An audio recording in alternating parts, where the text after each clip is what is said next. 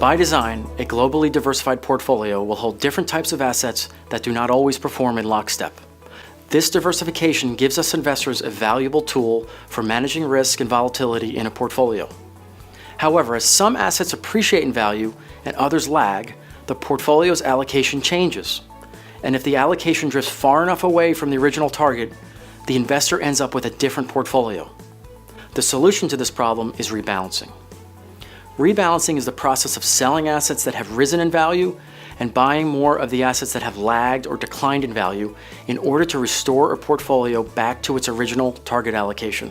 Rebalancing is perhaps the most important aspect of portfolio maintenance because it helps make sure that the overall risk of a portfolio stays consistent with an investor's risk tolerance and financial plan. It also produces the added benefit of forcing the investor to buy low and sell high. So how does rebalancing work? Rebalancing can be accomplished using either the calendar-based approach or the tolerance band approach.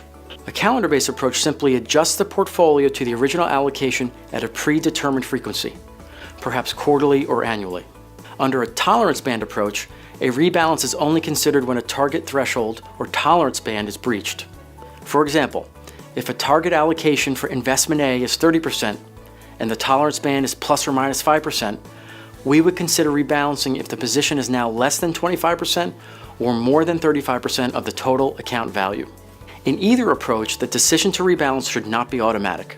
Instead, a rebalancing rule should trigger a review that takes into account the trading and tax costs of executing a rebalancing trade relative to the benefit of getting the portfolio closer to its target allocation. Whichever approach is used, the most important thing is that you have a rebalancing plan in the first place.